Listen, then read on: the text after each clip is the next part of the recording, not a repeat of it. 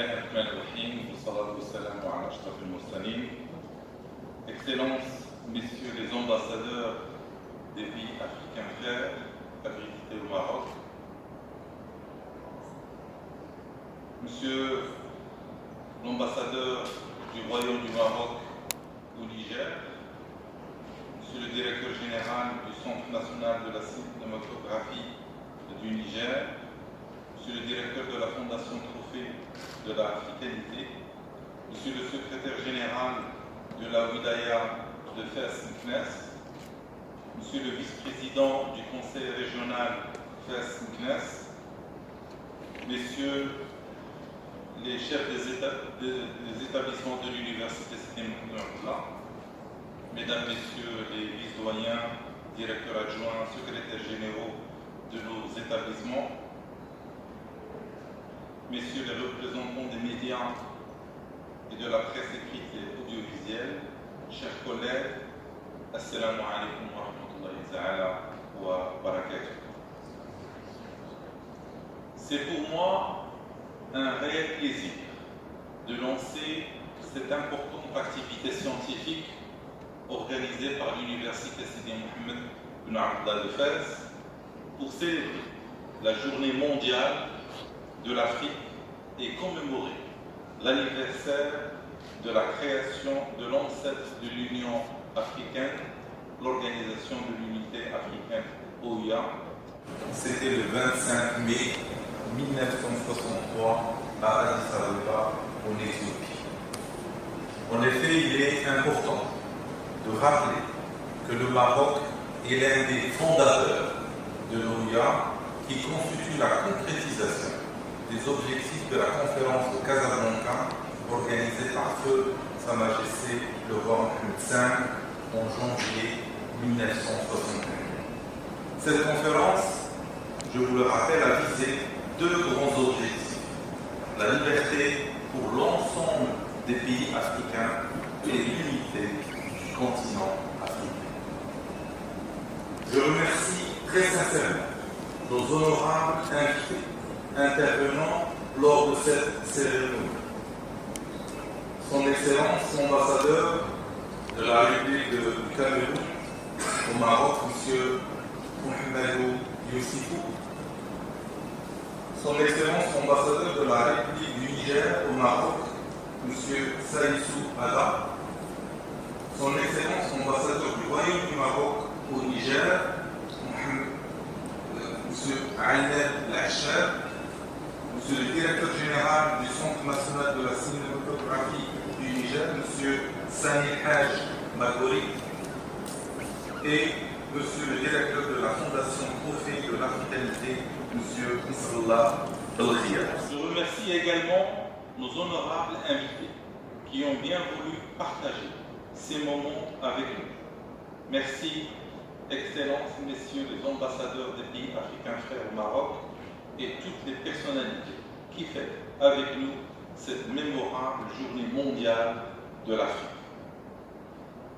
Excellences, mesdames, messieurs, l'événement d'aujourd'hui intitulé Migration et identité culturelle traite une thématique d'actualité de très grande pertinence scientifique. Notre objectif premier est la valorisation du potentiel humain et culturel du continent africain et la mise en exergue des liens culturels, historiques et civilisationnels des peuples d'Afrique qui forment les assises du développement durable du continent. Les relations historiques, culturelles, humaines et spirituelles du Maroc avec les autres pays africains qui remontent à plusieurs siècles constituent les bases solides du patrimoine commun du Maroc et sa profondeur africaine. Cette manifestation est aussi l'occasion de fêter l'intense coopération multisectorielle entre le Maroc et tous ses partenaires pays africains amis. Excellences, mesdames, messieurs, le Maroc se loue au patronage de Sa Majesté le roi Mohamed VI, que Dieu le glorifie, réserve dans ses visions et ses politiques une place privilégiée au développement de l'Afrique, à sa prospérité et au rapprochement continu entre ses peuples. Une lecture approfondie des discours de Sa Majesté, ses actes et ses décisions illustre l'engagement du Maroc dans la voie de la paix, de la solidarité, du partage, de la fraternité africaine et de la promotion des valeurs nobles de la modération et de la sagesse. Durant les 2 dernières décennies, l'Afrique a été marquée par la concrétisation d'un nombre record de visites royales aux différents pays africains, plus de 50 visites royales, et la signature de plus de 1000 accords et conventions de coopération. Excellences, Mesdames, Messieurs, à travers les 2 entrées retenues pour la présente rencontre, à savoir identité culturelle d'une part et migration d'autre part, le Maroc propose une vision futuriste, un modèle de travail et des plans d'action clairement énoncés pour atteindre les nobles objectifs du développement de l'Afrique. Sur le plan des identités culturelles, nos peuples convergent car elles sont forgées par une histoire commune et des évolutions socio-économiques qui, malgré leurs spécificités locales, ont pu générer la civilisation africaine authentique. Le fond substrat de nos cultures, art, civilisation et patrimoine est mutuellement partagé et respecté. Majoritairement inspiré de la sagesse de nos ancêtres libérateurs et des sources de la pensée humaniste pure, les convictions culturelles africaines valorisent la cohabitation, la fraternité, la solidarité et les valeurs de paix. Le Maroc a toujours agi pour le renforcement de ces valeurs. Dans sa lettre adressée aux participants aux 3e assises de la Tariqa Tijaniya tenue à Fès le 14 mai 2014, Sa Majesté soulignait que, je le cite, « Dans le nord-ouest de l'Afrique, le Maroc a toujours été une citadelle imprenable, un phare balisant la voie du salut, éclairant les consciences dans toutes les contrées subsahariennes, sous l'impulsion de ses grands monarques et sous la direction de ses ulamas émérites et de ses soufis accomplis. » Fin de citation. Avec ses partenaires africains, le Maroc est ouvert pour agir partout ailleurs pour la prospérité globale de l'Afrique. Les liens sociaux entre le Maroc et sa profondeur africaine ont historiquement été forts et soutenus par des échanges économiques et des mobilités humaines ordinaires, qui n'ont soulevé de questionnements qu'après l'émergence de flux migratoires vers l'Europe et la fermeture des frontières des pays du Nord et de la Méditerranée au cours des dernières décennies. Conscient de ses devoirs envers l'Afrique, le Maroc n'a épargné aucun effort pour résoudre les problèmes qui en résultent par une politique sociale et solidaire d'accueil, des mesures de soutien économique aux pays africains et un dynamisme diplomatique sans précédent. Le soutien du Maroc aux autres pays africains est de coutume sans arrêt depuis la fondation de l'OUA et a été relancé après la réintégration du Maroc à l'Union africaine le 30 janvier 2017 pour mieux construire l'Afrique prospère, inclusive de ses populations et défendre ses intérêts au sein des instances internationales et renforcer les partenariats sud-sud pour optimiser le gain partagé, échanger des expériences et bonnes pratiques, explorer et valoriser les complémentarités économiques et solidarité sociale et encourager le développement durable des pays africains. Les défis et les enjeux de la sécurité, de la stabilité et de la prospérité des peuples africains sont prioritaires pour le Maroc, ainsi que le respect de la souveraineté et de l'intégrité territoriale des États, garants du développement économique et humain dans le continent africain. Dans cette optique sincère de coopération, Sa Majesté l'a bien souligné en 2017, je le cite, « L'Afrique est indispensable au Maroc. Combien le Maroc est indispensable à l'Afrique ?» Fin de citation.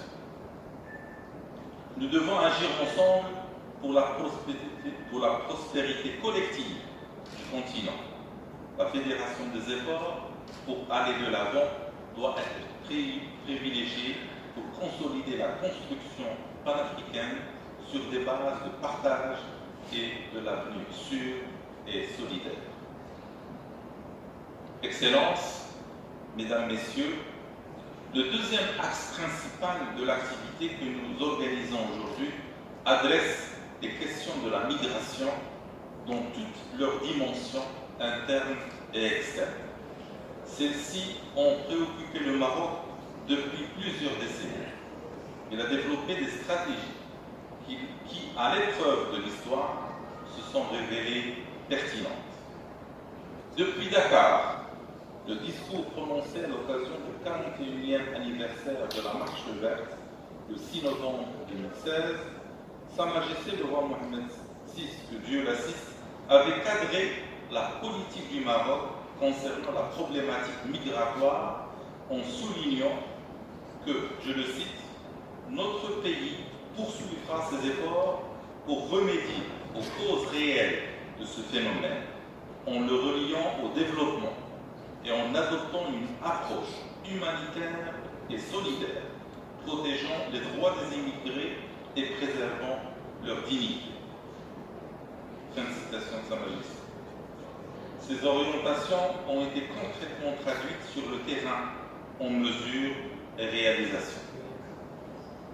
Lors du 5e sommet réunissant l'Union africaine et l'Union européenne à Abidjan les 29 et 30 novembre 2017, Sa Majesté, en sa qualité de leader de l'Union africaine sur la question de la migration, a appelé à mettre en œuvre un partenariat qui doit évoluer vers un pacte bicontinental nouveau, par une compétitivité partagée, une co-localisation des entreprises productives, une mobilité humaine régulée et des échanges culturels féconds. Sa Majesté l'a bien dit, je le cite, « Le 21e siècle sera celui des grands brassages. » Ce constat de bon sens nous interdit de donner toute tournure idéologique, passionnelle, voire xénophobe au discours sur la migration. Fin de citation. Tous les préjugés prédominants sur la migration doivent être corrigés pour traiter ces problématiques réelles, aussi bien dans les pays d'accueil, les zones de transit ou les pays d'origine. Cet événement d'aujourd'hui constitue pour nous l'occasion de mettre en valeur la nouvelle stratégie du Maroc en matière de gestion de la migration africaine, qui prenne en considération non pas uniquement le volet juridique, mais également les autres dimensions du phénomène, à savoir le volet social et économique, visant d'assurer aux ressortissants étrangers une meilleure intégration dans la société marocaine.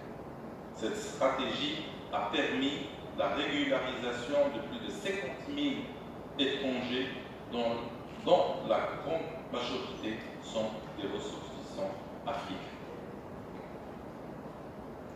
Excellences, Mesdames, Messieurs, chaque commémoration de la Journée mondiale de l'Afrique est l'occasion de fêter les bonnes pratiques du panafricanisme et les initiatives entreprises pour atteindre ces objectifs. Nous risquons d'être lents en présentant les acquis par pays, mais le modèle du Niger, pays invité d'honneur de cet événement d'aujourd'hui à l'Université Sidi Mohamed Ben Abdallah, le modèle est fort intéressant. La République du Niger, ce beau pays, retrouve la voie du développement et du progrès.